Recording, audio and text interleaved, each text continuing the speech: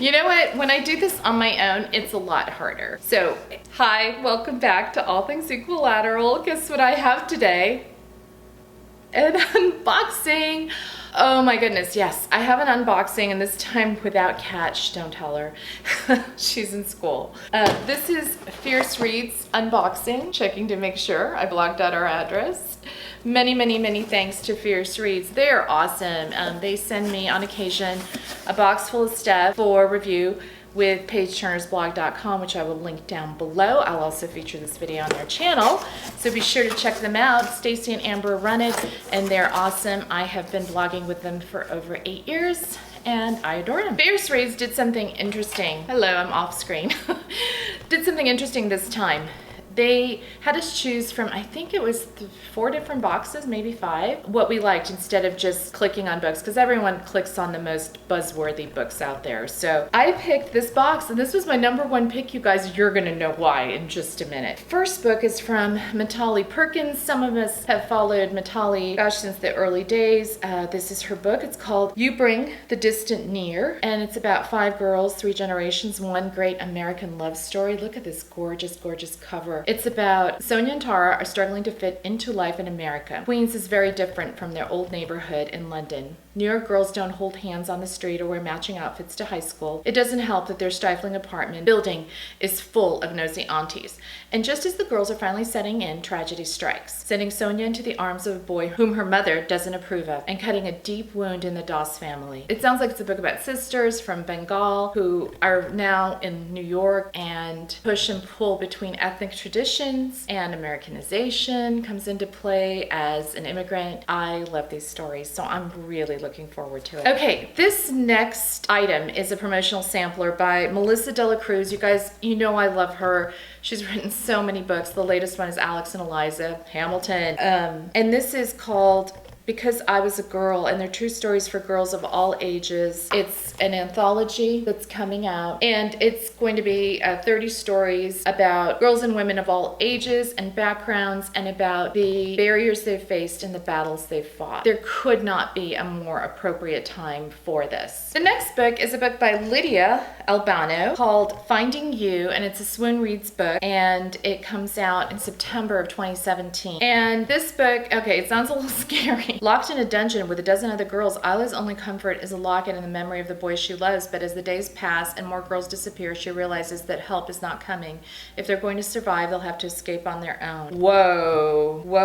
Okay, so this book is taken from home and family. All they have is each other. Look at this cover. So, oh, there's like a blood splatter on the locket. Now this sounds like a mystery, a thriller, and definitely something that's gonna make my heart race. Okay, I'm trying to hide the book that I really wanted for last.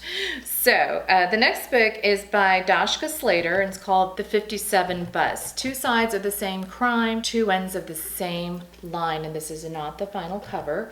This will come out in October of 2017. If it weren't for the 57 Bus, Sasha and Richard would have never met. Oh, I like this story already. Both were high school students in Oakland, California, one of the most diverse cities in the country. True, I know Oakland well. I lived very close to it. But they inhabited different worlds. Sasha lived in the middle-class foothills and attended a small private school. Richard lived in the crime-plagued flatlands and attended a large public school. Each day their paths overlapped a mere 8 minutes, but one afternoon, on the bus ride home, a single reckless act left Sasha severely burned and Richard charged with 2 hate crimes and facing a life of imprisonment. The case garnered national attention, thrusting both teenagers in the spotlight. But in The 57 Bus, author Dashka Slater shows what might have seemed like a simple conflict between right and wrong, justice and injustice, victim and criminal, is something more complicated and more heartbreaking. The true story, first chronicled in New York Times Magazine by Slater and artfully, compassionately, and expertly expanded upon here, is a riveting exploration of race, class, gender, identity, morality, and forgiveness. Oh my gosh, you guys, this sounds like definitely a book that I want to read. This sounds incredible, and especially because I grew up in the Bay Area, and especially in the East Bay, and went to school very close to Oakland,